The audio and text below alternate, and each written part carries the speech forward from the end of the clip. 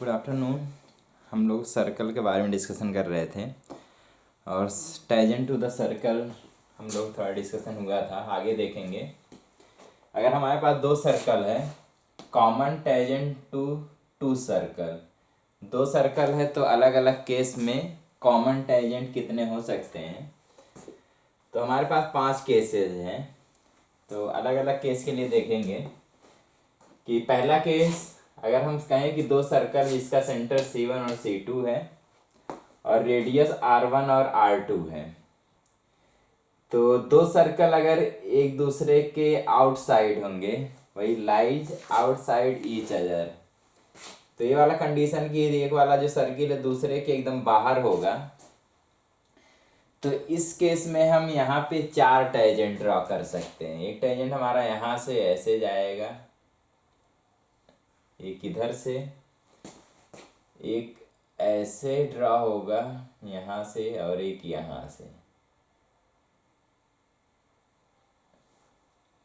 तो कुल मिला के हमारे पास 4 टैजेंट होंगे अगर ये वाला केस आता है कि एक सर्कल जो है दूसरे सर्कल के आउटसाइड है।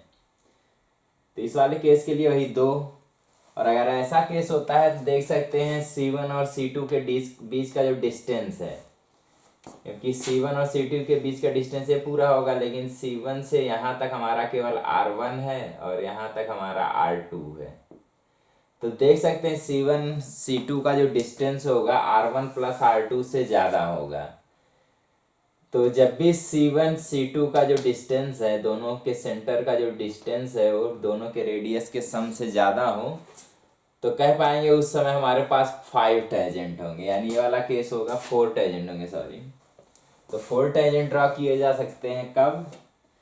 जब सेंटर के बीच का जो डिस्टेंस होगा, दोनों सर्किल के सेंटर का जो बीच का डिस्टेंस होगा वो दोनों के रेडियस के सम से ज़्यादा अगर आता है। दूसरा केस, अगर दो सर्कल एक दूसरे को टच कर रहे होंगे एक्सटर्नली, बाहर से, जैसे ये वाला दो सर्कल एक दूसरे को टच कर रहे हैं इस वाले पॉइंट पे, तो इस केस में हमारे पास 3 टैजेंट ड्रॉ किए जाते हैं, यहाँ से एक इस तरह और एक इस तरह से कॉमन टैजेंट।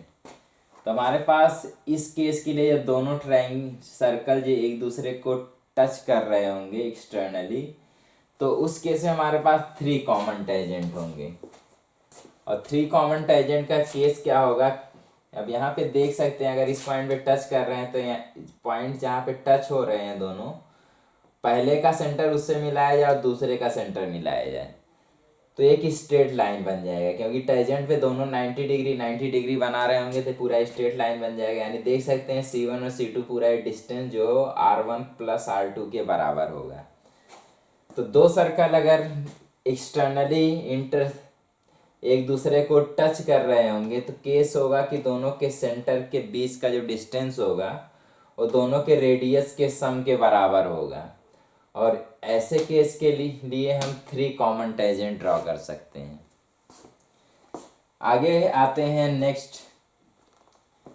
अब थर्ड को समझने पहले हम थोड़ा फोर्थ और फिफ्थ को देख लेते हैं। पहले फोर्थ को समझ लेते हैं कि अगर दो सर्कल एक दूसरे को टच कर रहे होंगे इंटरनली, यानी एक सर्कल के अंदर हमारा दूसरा सर्कल टच कर रहा होगा दूसरे सर्कल को, तो इस केस में देख सकते हैं कि यहाँ पे अगर दो सर्कल एक दूसरे को टच कर रहे हैं इंटरनली, तो दोनों के सेंटर को जब ज्वाइन किया जाएगा पॉइंट ऑफ कांटेक्ट से, तो यहाँ पे देख सकते हैं कि हम बड़े वाले सर्कल के रेडियस से अगर हम छोटे वाले सर्कल का रेडियस निकालें तो सेंटर के बीच का डिस्टेंस आता है।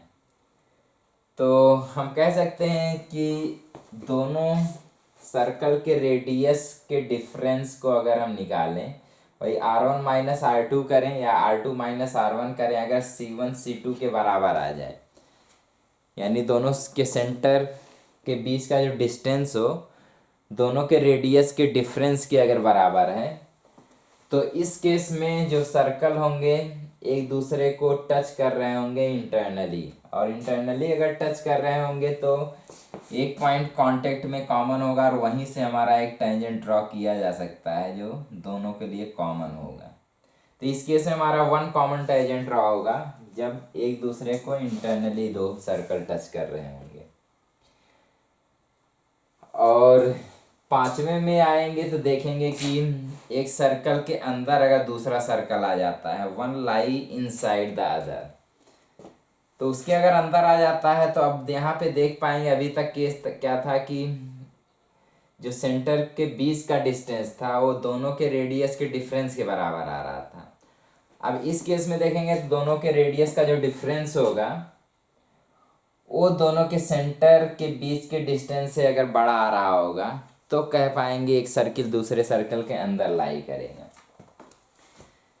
तो दोनों के रेडियस का डिफरेंस निकालें। अगर रेडियस का डिफरेंस सर्किल के दोनों सेंटर के बीच के डिस्टेंस से बड़ा हो जाता है तो दोनों सर्कल कह पाएंगे एक सर्कल दूसरे के अंदर होगा, तो यहाँ पे नो कॉमन टेंजेंट होंगे।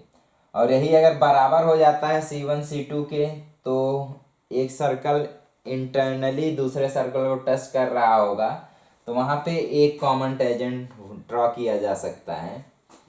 और तीसरा, अगर रेडियस के बीच का डिफरेंस जो है वो C1 C2 से बड़ा हो, छोटा हो सॉरी, पहले बड़ा था तो नो कॉमन टेंजेंट, बराबर हो गया तो वन कॉमन टेंजेंट।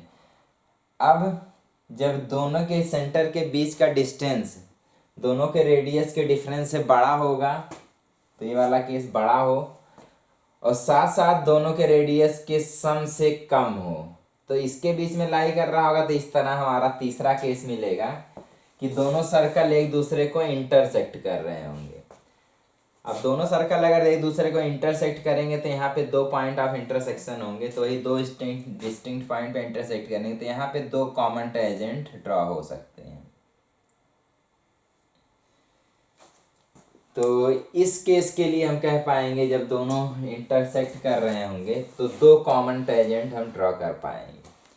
तो क्वेश्चन में जब भी हमें common tangent number of common tangent निकालना होगा तो हम कंडीशन यही देखेंगे कि दोनों के सर्किल के बीच सेंटर के बीच का डिस्टेंस और रेडियस के सम और डिफरेंस का जो वैल्यू होगा वो किस तरह रिलेट करेगा दोनों के सेंटर के बीच के डिस्टेंस से। उसके आधार पे हम तय कर पाएंगे कि कितने कॉमन टेंजेंट हो सकते हैं। तो इन पॉइंट को हम फिगर से भी या कॉन्सेप्ट से याद रख के मतलब कॉन्सेप्ट निकाल सकते हैं। इसको अगर हम भूल भी जाते हैं कॉन्सेप्ट हम इस तरह बना के कर सकते हैं कि दोनों अगर आउटसाइड होंगे एक दूसरे के तो चार कॉमन टेंजेंट बनेगा। एक्सटर्नली एक दूसरे के टच कर रहे होंगे तो यहाँ पे थ्री कॉमन टेंजेंट बन पाएगा। एक दूसरे को इंटरसेक्ट कर रहे होंगे तो दो कॉमन टेंजेंट बनेगा। एक दूसरे को टच कर रहे होंगे लेकिन इंटरनली तब कह पाएंगे एक कॉमन टेंजेंट बनेगा। और एक के अंदर अगर दूसरा लाई करेगा तो कोई भी पॉइंट कॉमन होंगे नहीं, तो यहाँ कॉमन पॉइंट टेंजेंट बनने का मतलब कोई केस ही नहीं बन पाएगा। तो ये कॉन्सेप्ट हमारा है कि दो सर्कल पे जो कॉमन टेंजेंट कितने ड्रॉ किए जा सकते हैं, अलग अलग कंडीशन में क्या क्या हो सकता है। तो जब भी पूछा जाएगा तो हम सबसे पहले ये रिलेशन देखेंगे कि दोनों सर्कल के सेंटर के बीच का डिस्टेंस और दोनों के रेडियस के सम और डिफरेंस में क्या रिलेशन है, उसके आधार पे हम इसको तय कर पाएंगे। सपोज करते हैं हम लोग सेंटर और दोनों के सेंटर के बीच का डिस्टेंस निकालें और रेडियस का सम किए और देख रहे हैं सेंटर के बीच का जो डिस्टेंस है रेडियस के सम के बार से बड़ा आ रहा है तो तुरंत समझ जाएंगे कि हमारा केस है दोनों सर्कल आउटसाइड जब होंगे। बराबर दोनों आ रहे होंगे तो आउटसाइड इंटरसेक्ट कर रहे होंगे। डिफरेंस अगर बराबर हो रहा होगा तो अंदर से एक दूसरे को टच कर रहे होंगे। और सेंटर के बीच का डिस्टेंस अगर रेडियस के डिफरेंस से भी कम हो जाए, इतना कम हो जाए कि डिफरेंस निकालने भी उससे भी कम आ रहा है, तो कहेंगे नो कॉमन टेंजेंट। और जो सेंटर के बीच का डिस्टेंस दोनों के बीच में आ जाए, सम और डिफरेंस के बीच में अगर लाई कर रहा होगा, तो ऐसे केस में हम कह पाएंगे दोनों सर्कल इंटरसेक्ट कर रहे होंगे। और इंटरसेक्ट करेंगे तो यहाँ पे दो कॉमन टेंजेंट ड्रॉ किए जा सकते हैं।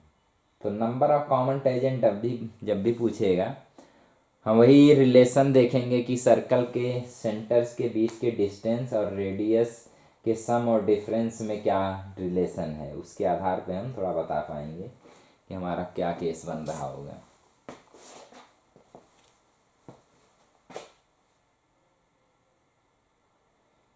तो इसको कर लेंगे, उसके बाद थोड़ा एक क्वेश्चन करेंगे इस पर।